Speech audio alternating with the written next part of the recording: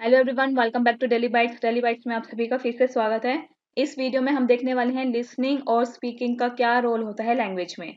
ये हमारे पेपर 1 और पेपर 2 का थर्ड टॉपिक है जो लैंग्वेज 1 और लैंग्वेज 2 दोनों में दिया गया है और इसके पहले के टॉपिक्स कवर कर लिए गए हैं। उनकी वीडियो देखने के लिए आप चैनल की प्लेलिस्ट सीटेट लैंग्वेज पेडागोजी में जा सकते हैं, जहां आपको सारी वीडियो सीक्वेंस में मिलेगी और साथ ही साथ आप पेपर 1 के बाकी सब्जेक्ट जो है मैथ्स, ईवीएस और सीडीपी, इनकी प्लेलिस्ट यूज कर सकते हैं सीटेट की प्रिपरेशन करने के लिए। अब हम आते हैं मेन कंसेप्ट पे, जो है role of listening and speaking.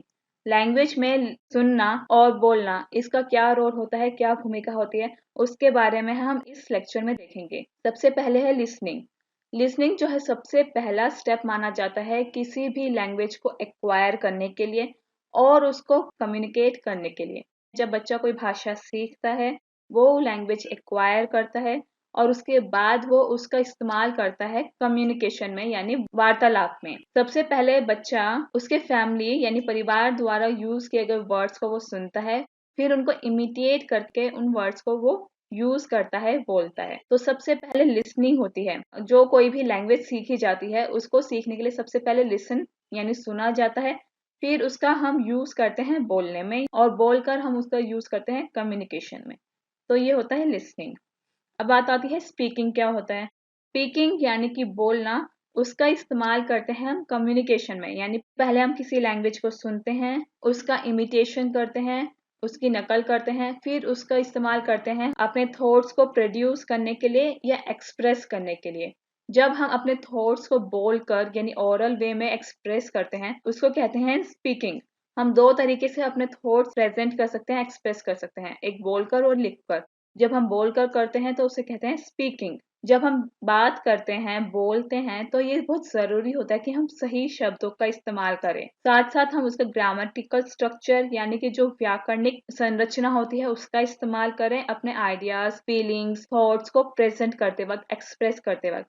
क्योंकि जब हम बोलते वक्त सही ग्रामर स्ट्रक्चर का इस्तेमाल करेंगे, तभी हम उस लैंग्वेज को सही रूप से इस्तेमाल कर पाएंगे। अब आती है बात इन दोनों की।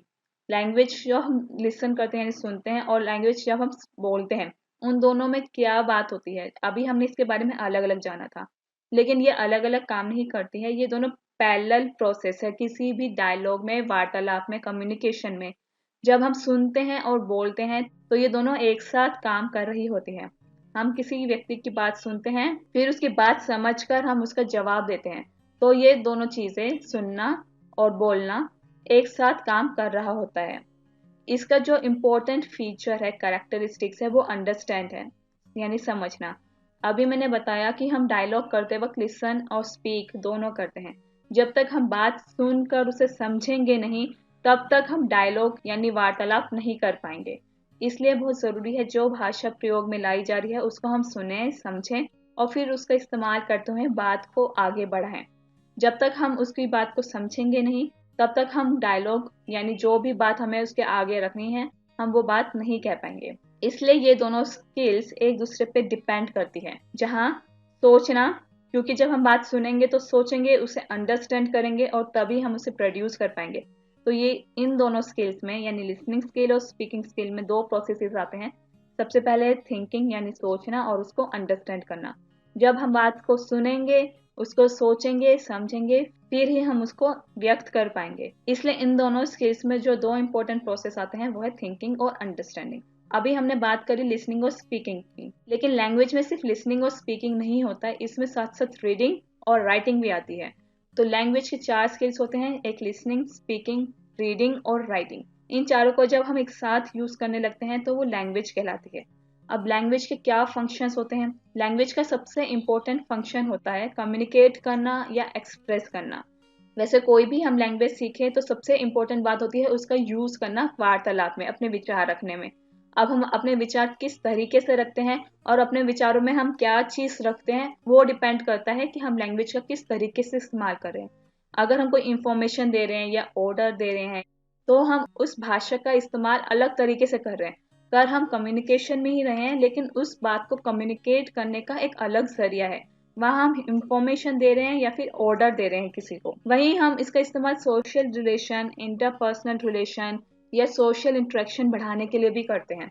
जब दो लोग आपस में बात करते हैं तो उनका आपस में तालमेल, आपस में इंटरेक्शन बढ़ता है, और वो होता है लैंग्वेज के जरिए।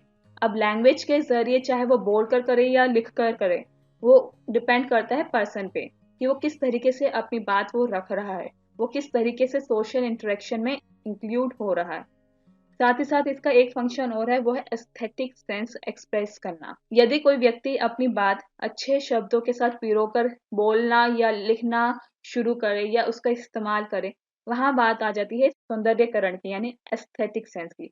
जैसे जितने भी बुक राइटर्स होते हैं, ऑथर्स होते हैं, एक्टर्स होते हैं, फिल्म मेकर होते हैं, ये सारे लैंग्वेज का ही इस्तेमाल करते हैं, वहां सारे लैंग्वेज को ही यूज करते हैं। लेकिन वो किस तरीके से उसको प्रेजेंट करते हैं, उसका किस तरीके से इस्तेमाल करते हैं, वो होता है एस्थेटिक सेंस का एक्सप्रेस करना। मतलब कि उसको बात करते वक्त कोई ड्रामा में, कोई रोल प्ले में जो इंक्लूड होता है, उसमें वो किस तरीके से उसको प्रेजेंट कर रहा है, वो होता है लैंग्वेज का एक फंक्शन। वहां पे भी वो कम्युनिकेट ही कर रहे होते हैं आपस में, या अपने थॉट्स को, फीलिंग्स को एक्सप्रेस ही कर रहे होते हैं, लेकिन वो जिस तरीके से करते हैं वो होता है लैंग्वेज का फंक्शन, एस्थेटिक सेंस एक्सप्रेस करना। अभी हमने बात करी कि लैंग्वेज के क्या क्या फंक्शंस होते हैं। अब बात आती है कि बच्चा किस तरीके से लैंग्वेज का इस्तेमाल करता है। बच्चा जब भी वो लैंग्वेज एक्वायर करता है, उसके बाद वो उसका यूज करने लगता है कम्युनिकेशन के लिए। सबसे पहले वो उसका यूज करता है किसी भी लैंग्वेज को एक्वायर करने के लिए या लर्न करने के लिए। यानी कि जब बच्चे के सामने कोई व्यक्ति बात कर रहा होता है, वो भी तो किसी लैंग्वेज का ही, भाषा का ही तो इस्तेमाल कर रहा है। और जब बच्चा उस लैंग्वेज को एक्वायर करने लगता है, लर्न करने लगता है, तो वो सबसे पहला फंक्शन होता है लैंग्वेज का। वो किसी दूसरे व्यक्ति की द्वारा यूज की गई भाषा को वो एक्वायर करता है। जो वो वर्ड्स एक्वायर करता है, जो लैंग्वेज एक्वायर करता है, उसके जरिए वो अपने थॉट्स को, विचारों को एक्सप्रेस करना शुरू करता है। वो नॉलेज एनहेंस करने लगता है। अब क्योंकि बच्चे को लैंग्वेज आ गई है, तो वो उस लैंग्वेज का किस तरीके से इस्तेमाल करता है, नॉलेज एनहेंस करने के लिए, जानकारी इकट्ठा करने के लिए, अपने ज्ञान को बढ़ाने के लिए, एसेस या स्टोरीज लिखने के लिए। वो जो स्टोरीज टीवी में सुनता है, वो भी तो लैंग्वेज यूज करते हैं, और उस स्टोरी को वो किस तरीके से एक्सप्रेस करता है, वो भी लैंग्वेज का ही फंक्शन है। अलग अलग एक्टिविटीज जो टीचर क्लास में करवाती है, चाहे वो कोई सी भी क्लास हो, इंग्लिश की हो, हिंदी की हो, मैथ्स की हो, ईवीएस की हो, सोशल साइंस की हो, हर जगह लैंग्वेज यूज होती है, हर जगह एक्टिविटीज करवाई जाती है। और उन एक्टिविटीज में किस तरीके से बच्चा लैंग्वेज यूज करता है, वो डिपेंड करता है सब्जेक्ट पे कि वो किस सब्जेक्ट को पढ़ रहा है। लेकिन अल्टीमेटली एक्टिविटी में इन्वॉल्व होने के लिए वो लैंग्वेज का यूज करता है। वो अपने इंटरेस्ट के अकॉर्डिंग बुक्स को रीड करना शुरू करता है, क्योंकि लैंग्वेज का अभी हमने देखा कि लैंग्वेज में रीडिंग स्किल भी होती है। जिस तरीके की बुक में उसका इंटरेस्ट है, तो वो उन बुक्स को रीड करना शुरू करता है, अपने एक्सपीरियंसेस शेयर करने लगता है, चाहे लिख कर करे, चाहे बोल कर करे, किसी भी तरीके से करे। हर जगह लैंग्वेज इस्तेमाल होगी, और लैंग्वेज का यूज करके वो एक्सपीरियंसेस शेयर करता है, अपने क्वेश्चंस पूछता है, डाउट पूछता है। चाहे वो डाउट उसकी क्लास से रिलेटेड हो, कोई रियल लाइफ से रिलेटेड हो, कोई सा भी उसका डाउट हो, क्वेश्चन हो, उनको पूछता है। और खेलते समय अक्सर जो 4-5 साल के बच्चे होते हैं, वो खेलते समय उनके साथ कोई और व्यक्ति वहां मौजूद नहीं होता, फिर भी वो बात करते हैं, अपने खिलौनों से करते हैं, या फिर वो अपने आप से बात करते हैं।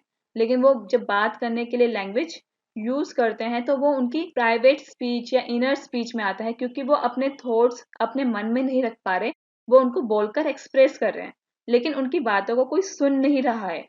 वो या तो अपने टॉयज से बात करें, अपने खिलौनों से बात करें, या वो अपने आप से बात करें, लेकिन वहां पर भी बच्चे एक लैंग्वेज को यूज कर रहे हैं। लिसनिंग और स्पीकिंग, ये बहुत इंपॉर्टेंट टॉपिक है पेपर के पॉइंट ऑफ व्यू से, क्योंकि हर पेपर में इस टॉपिक से रिलेटेड क्वेश्चन आया हुआ है।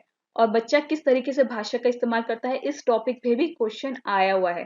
तो उन क्वेश्चंस की प्रैक्टिस करने के लिए आप हमारी ऑफिशियल वेबसाइट www.dalibytes.in पर जा सकते हैं, जहां आपको सीटेट के प्रीवियस पेपर, मॉक टेस्ट और सैंपल पेपर्स मिलेंगे।